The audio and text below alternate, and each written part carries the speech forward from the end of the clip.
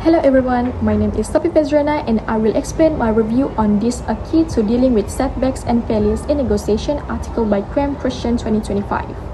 So, before we start, negotiation is an important skill in work and personal life. Many people fear failure, which can limit learning and growth.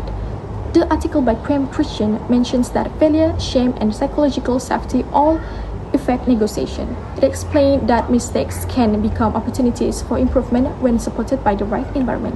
So, my summary of the article is, the article mentions that failure in negotiation is normal essential for learning.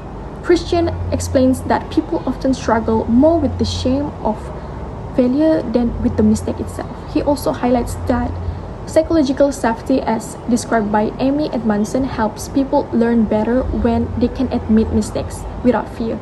According to the article, post-negotiation reviews are important to reflect on what went wrong and improve future outcomes. Christian also emphasizes that when leaders share their own failures, it encourages transparency and helps employees feel safe reflecting on weaknesses. So, my review on this article is what I agree with.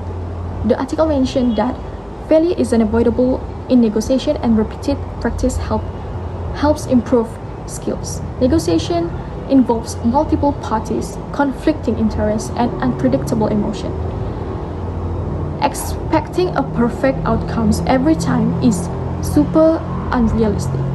Second, Christian explained that shame blocks learning and psychological safety enables employees to admit weaknesses and improve.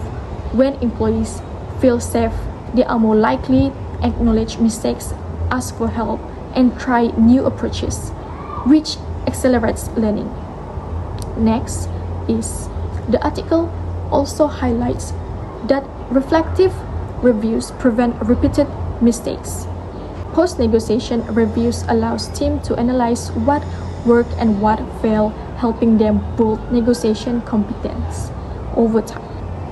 Next, Christian also mentions that leaders modeling their own failures encourages openness. When leaders share mistakes, it normalizes failure and helps employees feel safe discussing challenges. So, what I disagree with in this article is the article simplifies removing shame, but this is so difficult in Asian culture, where saving face is important.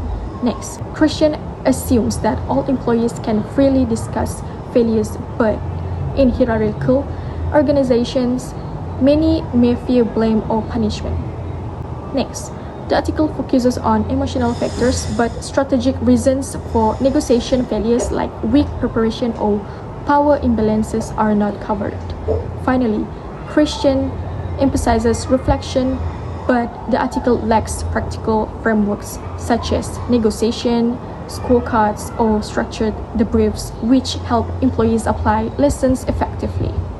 So, the real-life Malaysian examples to link with this article is, the article points about structured negotiation and learning are reflected in the USIM study Direct Conflict Consensus, which shows that combining negotiation and meditation resolves workplace conflicts efficiently while preserving relationship.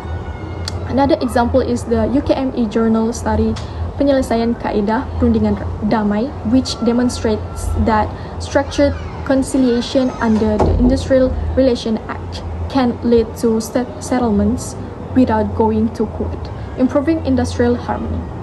Next, the study Hedging Strategies for Negotiation, an Iranian and Malaysian company, shows how Malaysian negotiators often use indirect statement while Iranian negotiators express opinion more directly.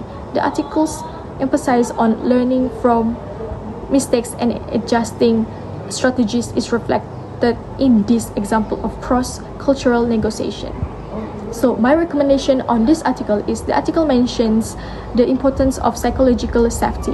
Organizations should create environment where employees can admit mistakes without fear, using supportive leadership, open door policies, and reflection sessions.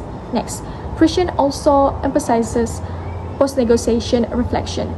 Teams should review every negotiation to discuss what worked what failed and what can be improved, which prevents repeated mistakes. Next, the article suggests emotional awareness is important.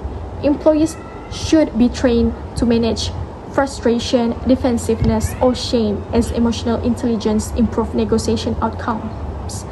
Christian also highlights the value of learning from failure. Organizations should reward employees for sharing lessons from mistakes, not just successes, to promote a learning culture.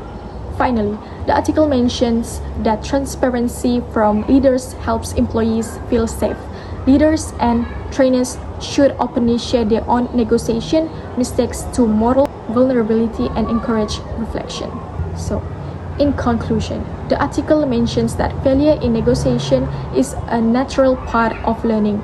Christian emphasizes the importance of psychological safety, reflection, and leadership transparency. By combining emotional awareness, structured reviews, practical negotiation tools, and a learning culture, organizations can turn negotiation failures into opportunities for growth, improved teamwork, and better negotiation outcomes.